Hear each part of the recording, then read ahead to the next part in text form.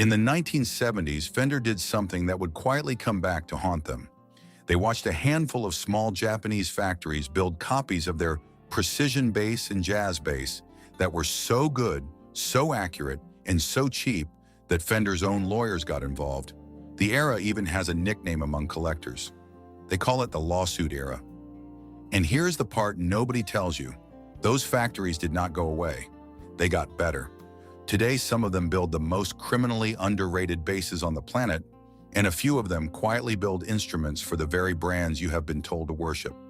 So today I'm going to show you 12 Japanese bass brands that, in my honest opinion, flat out embarrass Fender on value, on build quality, and sometimes even on tone. These are hidden gold mines you can still find for a fraction of an American price tag, and every single one of them is made in Japan, MIJ, which among players who actually know is a badge of honor, not an asterisk. I have been buying, playing, and gigging these instruments for years, and there is one secret that ties all 12 of them together, a secret about who actually builds the basses you love, and it is going to make you look at your expensive instrument very differently by the end of this video. Stay with me all the way to number 12, because it is the single most important name in this entire video. It is a factory you have almost certainly never heard of, and it secretly built Fender's own Japanese instruments for over a decade, and basses for one of the biggest brands in the business, long before it ever dared to put its own logo on a headstock. And number 3 is the bass that a heavy metal legend made immortal, the instrument behind some of the most worshipped bass tone ever committed to tape. Everything is linked in the description so you can check every single claim for yourself. A quick, honest note before we start.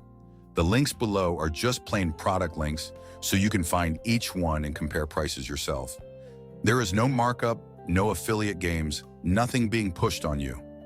This is simply what I would tell a good friend who pulled me aside and asked me where the real value in this hobby actually went. Now let's get into it. Number 1, Yamaha. We start with the giant that quietly refuses to act like one. Yamaha's BB series has been a session player and touring secret for decades, and the reason is one beautiful, boring word: consistency. The neck is always good. The electronics are always dead quiet. The setup holds for years. Nathan East, one of the most recorded bassists in the entire history of music, has played Yamaha for his whole career, and Billy Sheehan's signature Yamaha Attitude bass, with its 2 separate outputs and that monstrous woofer of a neck pickup, is a genuine icon of rock. Here is the punchline. A Yamaha BB will outbuild a same-price Fender on quality control 9 times out of 10, and it will still play perfectly after a decade of being thrown in and out of a van. It is not exciting to recommend the sensible option. It is just almost always right. Best for the player who never wants to think about their bass failing them again. Number 2, Ibanez. If Yamaha is consistency, then Ibanez is pure innovation. The Sound Gear, or SR series, did something Fender spent literally 30 years refusing to do. It made the bass comfortable, thin, fast, almost guitar-like necks, sculpted, lightweight, contoured bodies that sit against you instead of fighting you, and active electronics with a genuine 3-band range, on instruments that cost a fraction of the so-called premium competition. Look at the neck profile on an entry-level SR, bolt-on neck, featherweight body, modern electronics, and then look at a vintage spec Fender precision bass, and you are looking at 2 completely different centuries of thinking. Ibanez understood that not every bassist wants to wrestle a 1951 fence post all night long. For the modern player, for the metal player, for anyone with smaller hands or a fast right hand, the SR series is a masterclass, and the budget models punch so far above their price it is almost unfair. Number 3, Aria Pro II. Here it is, the heavy metal legend, the one I told you to wait for. The Aria Pro II SB1000 is the bass that Cliff Burton of Metallica made absolutely immortal. That growling, vocal, distorted, almost lead guitar tone on the early Metallica records, the sound that rewrote what a bass could even be in heavy music, came out of a Japanese instrument built at the Matsumoku factory. The same Matsumoku that quietly churned out quality instruments for multiple major brands throughout the lawsuit era. And that bass today costs a tiny fraction of a boutique American instrument. On the complete opposite end of the musical universe, John Taylor of Duran Duran flew the Aria flag through the biggest pop of the 80s. The SB series had a hot active circuit and a neck-through construction, no bolt-on joint to color the tone, just wood running straight from headstock to end pin, and a build quality way back in the early 80s that genuinely rattled the American establishment.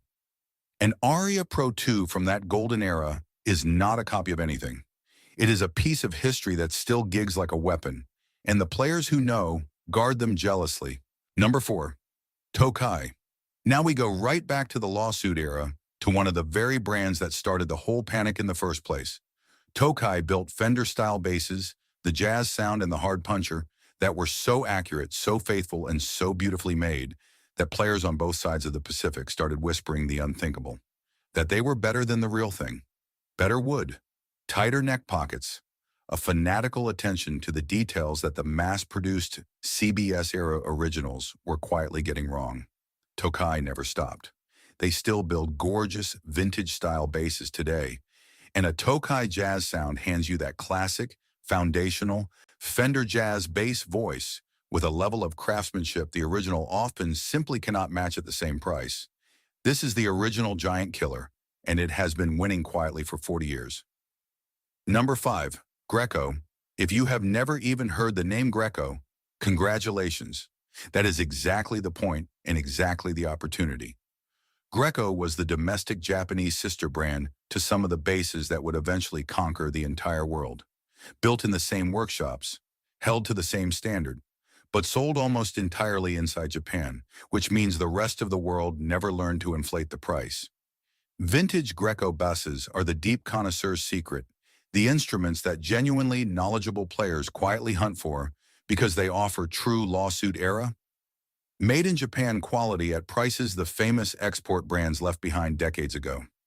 If you ever stumble on a clean vintage Greco in a shop or a listing, look very, very closely because there is a real chance you are staring at a gold mine wearing a badge nobody around you recognizes. Number 6. Fernandes. Fernandes is the pure workhorse, the secret hiding in the most plain sight of all. For years and years, these were the gigging bassist's open secret. The instruments that took an absolute beating night after night and just kept working. The limited edition in the revolver basses delivered a punchy, reliable, completely road-ready tone at a price that made them wonderfully disposable in the best possible sense. This was the bass you could throw in the back of the van without a flicker of anxiety, the one you trusted precisely because it never let you down. Fernandes never had the marketing budget or the mythology of the American giants, which is, of course, exactly why the people who actually knew the score bought them, gigged them into the ground, and never once looked back. Before we get to the deep cuts, let me hand you a tool, because once you understand this, you will spot a Japanese gold mine from across the shop. Tell number 1. Check the era. Anything made in Japan, look for that MIJ stamp inside the neck pocket. From roughly 1975 to the late 1980s came out of the golden lawsuit era when these factories were obsessively overbuilding to prove a point. Tell number 2, feel the neck pocket and the fretwork. Japanese build quality of that period was famous for tight, gap-free joinery and clean, level frets, the boring details that actually decide how a bass plays and lasts. And check whether it is neck-through or bolt-on construction. The neck-through examples from this era especially show off the craftsmanship these factories were capable of. Tell number 3, ignore the unfamiliar logo entirely. The whole reason these are cheap is that the badge is not famous in your country. The badge makes no sound. The instrument under it very often shares a factory and a standard with names that cost 3 times as much. Now back to the list, and the instruments get seriously special from here. Number 7, ESP. Most players around the world know ESP for sharp, pointy metal guitars, but the company's roots are in extremely high-end custom instruments hand-built in Tokyo, and their basses are absolutely stunning. Through ESP itself and their sister lines Edwards and Navigator, you get genuinely world-class Japanese craftsmanship, the kind of fit, finish, and consistency that goes toe-to-toe with American custom shops. Tom Araya of Slayer drove ESP basses through some of the fastest, most aggressive music ever recorded, night after night, with total reliability. When what you want is modern, precise, surgically aggressive build quality with zero compromise, ESP's Japanese instruments deliver every bit of it without the eye-watering boutique American price of admission. Number 8. Atelier Z. Now we get into the genuine, deep secret, the brand that working Tokyo session players quietly swear their lives by. Atelier Z builds high-end jazz bass-style instruments with a clarity, a punch, and a glassy hi-fi growl that has made them the not-so-secret weapon of professional studio bassists across Japan and far beyond. The active preamp is voiced for the modern studio, all detail and presence and tight, controlled, low end. These are not cheap instruments, but set them next to the American boutique basses they directly compete with, and they become a staggering, almost confusing value. If you have ever heard a modern Japanese pop, funk, or fusion record and wondered why on earth the bass sounds so impossibly clear, percent, and expensive, there is a very strong chance you were listening to an Atelier Z. Number 9. Bacchus. Bacchus, built by the Divisor Company up in Nagano, is the brand that quietly breaks people's brains the very first time they play one. Their handmade series instruments offer hand-built, premium wood, professionally finished basses at prices that, frankly, should not be physically possible. We are talking about real, genuine craftsmanship, the kind of obsessive attention you would expect only from a custom shop, applied to instruments that cost a fraction of what that exact level of work costs literally anywhere else on the planet. A Bacchus handmade is the living, breathing proof that the Japanese value secret is not just dusty vintage history. It is alive and thriving and being built by hand right now today for people smart enough to go looking. Number 10. Sadowsky. Here is a name that serious, working professionals say out loud with real respect. Roger Sadowsky's handmade New York basses are flat-out legendary, and the Sadowsky onboard preamp alone is an industry benchmark that other companies have chased for decades. But the Metro Express line is built in Japan, and that is precisely where the value quietly lives. You get the famous Sadowsky design, the famous Sadowsky preamp voicing, that instant recorded-ready polish, and serious made-in-Japan build quality, all for a fraction of the handmade New York price. For the working and recording player who wants that unmistakable modern Sadowsky sound without the full custom shop invoice, the Japanese-built Metro is one of the very smartest professional buys anywhere in the world. Number 11. The true boutique ceiling, brands like Sugi and Momose. These are the instruments that show you the absolute summit of what Japanese bass building can do. Sugi, founded by a former master luthier from one of Japan's major factories, builds basses of a precision, a balance, and a quiet beauty that genuinely rival anything on earth from anywhere.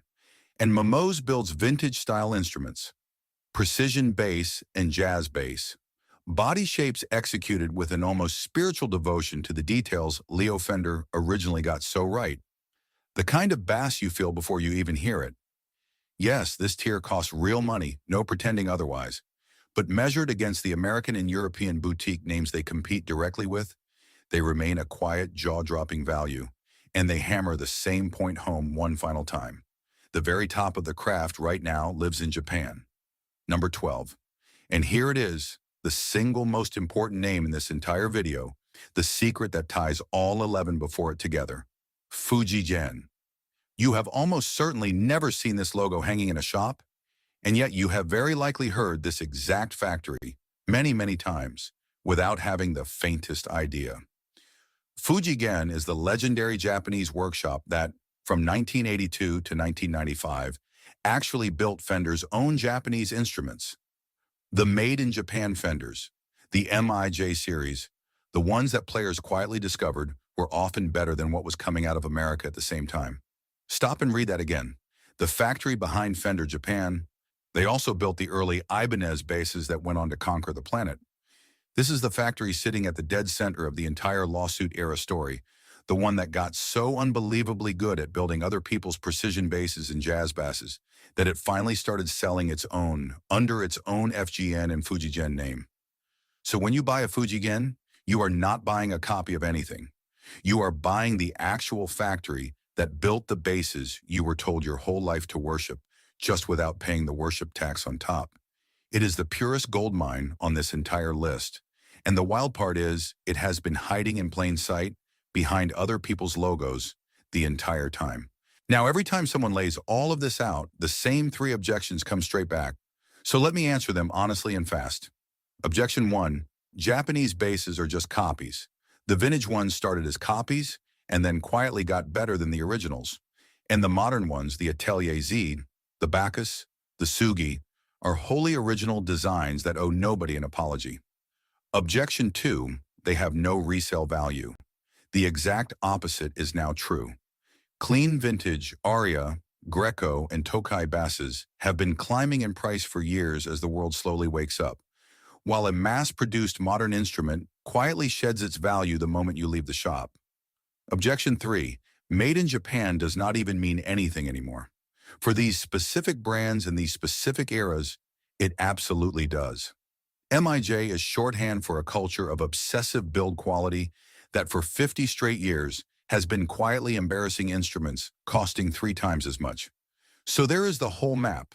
12 Japanese brands that humble the American giant on value and on craft. Here is the one idea I want you to take away and never forget. For half a century, the best-kept secret in the entire bass world has been this. Some of the finest precision basses and jazz bass-style instruments ever made were being built in Japan, very often in the very same factories that supplied the famous American names and then sold for a fraction of the price with an unfamiliar logo on the headstock. The logo was never ever the thing that made the music. The wood, the hands, the setup, and the player always were. And an enormous amount of the time, the hands that quietly built the magic were Japanese. Tell me in the comments which one you have actually played. Are you a Yamaha lifer for life? An Ibanez convert who will never go back? Or are you out there hunting a vintage area like the one Cliff Burton played?